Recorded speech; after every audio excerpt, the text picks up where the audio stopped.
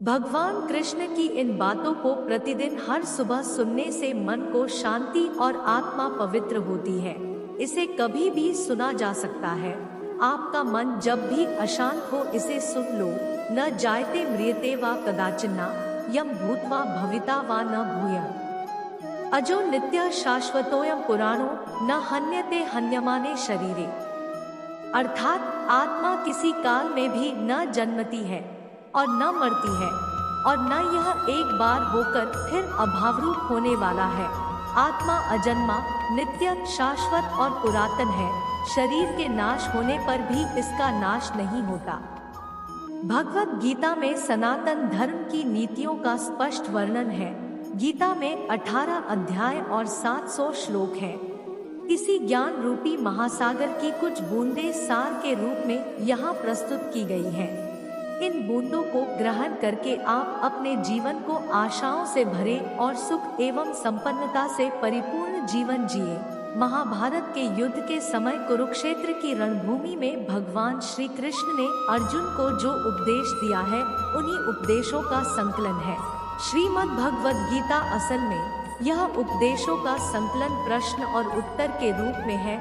अर्जुन कई प्रश्नवाचक चिन्ह के भंवर में फंसे हुए होते हैं और भगवान श्री कृष्ण इन्हीं प्रश्नों का उत्तर देते हुए अर्जुन को इस चक्रव्यूह से बाहर निकालते हैं। भगवत गीता ही है जो आधुनिक युग में समस्याओं से घिरे हुए मनुष्य को एक कर्मशील जीवन जीने के लिए प्रेरित करती है। गीता ऐसे प्रेरणादायक संदेशों का महासागर है जो जीवन से निराश मनुष्य को आशाओं से भर देती है। ठीक उसी प्रकार जिस प्रकार भगवान श्री कृष्ण ने अर्जुन की निराशाओं को दूर किया और उसे युद्ध लड़ने के लिए प्रेरित किया, आज की इस भागती दौड़ती जिंदगी में मानव को, उसके मन को, उसकी आत्मा को अगर कोई शांत, स्थिर और प्रसन्नचित रख सकता है तो वह है भगवान कृष्ण की यह बातें। आइए सुनते हैं श्रीमद् भगवद गीता के अनमोल वचन। जातस्य हि ध्रुवो मृत्युर्ध्रुवं जन्म मृतस्य च तस्मात् परिहार्यर्थे न त्वं शोचितुमर्हसि। अर्थात जन्म लेने वाले की मृत्यु निश्चित है और मरने वाले का जन्म निश्चित है, इसलिए जो अटल है, अपरिहार्य है, उसके विषय में तुमको शोक नहीं करना चाहिए।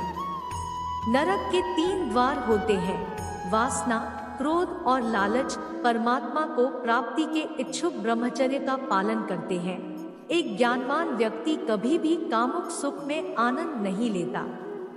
कोई भी इंसान जन्म से नहीं बल्कि अपने कर्मों से महान बनता है। प्रबुद्ध व्यक्ति के लिए गंदगी का ढेर, पत्थर और सोना सभी समान है। कर्म मुझे बांधता नहीं, क्योंकि मुझे कर्म के प्रतिफल की कोई इच्छा नहीं। जिस प्रकार अग्नि स्वर्ण को परखती है, उसी प्रकार संकट वीर पुरुषों को समय से पहले और भाग्य से अधिक कभी किसी को कुछ नहीं मिलता है। कर्म के बिना फल की अभिलाषा करना व्यक्ति की सबसे बड़ी मूर्खता है।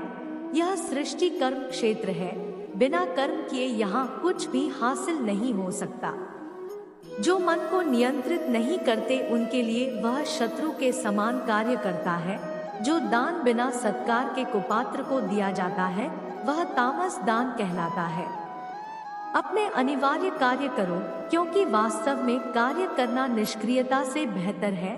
सदैव संदेह करने वाले व्यक्ति के लिए प्रसन्नता ना इस लोक में है ना ही कहीं और। फल की अभिलाषा छोड़कर कर्म करने वाला पुरुष ही अपने जीवन को सफल बनाता है।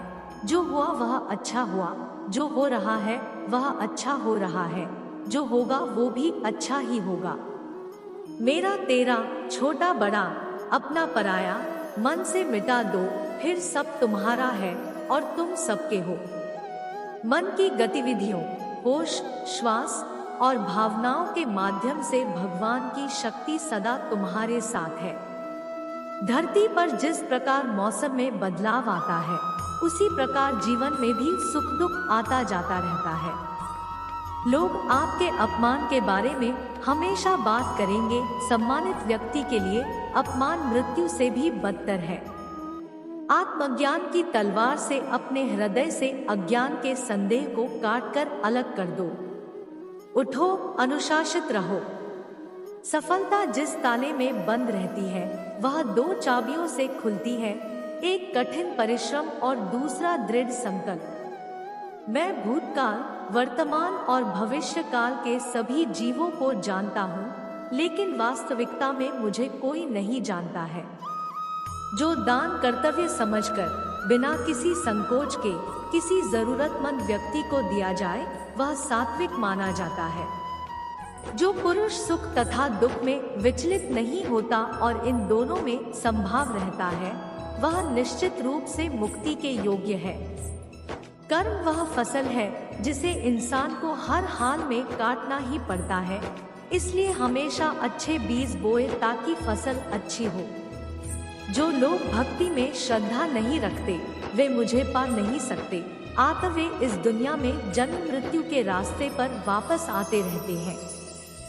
मैं धरती की मधुर सुगंध हूँ, मैं अग्नि की ऊष्मा हूँ, सभी जीवित प्राणियों का जीवन और सन्यासियों का आत्मसंयम भी मैं ही हूँ।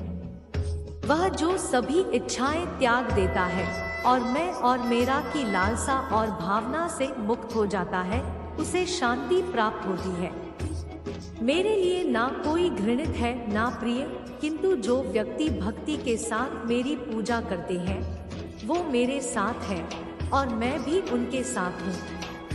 मनुष्य को जीवन की चुनौतियों से भागना नहीं चाहिए और न ही भाग्य और ईश्वर की इच्छा जैसे बहानों का प्रयोग करना चाहिए। मित्रों, आप कोई वीडियो अच्छा लगा तो वीडियो को लाइक और चैनल को सब्सक्राइब के साथ साथ बेल आइकॉन भी दबाएं। धन्यवाद।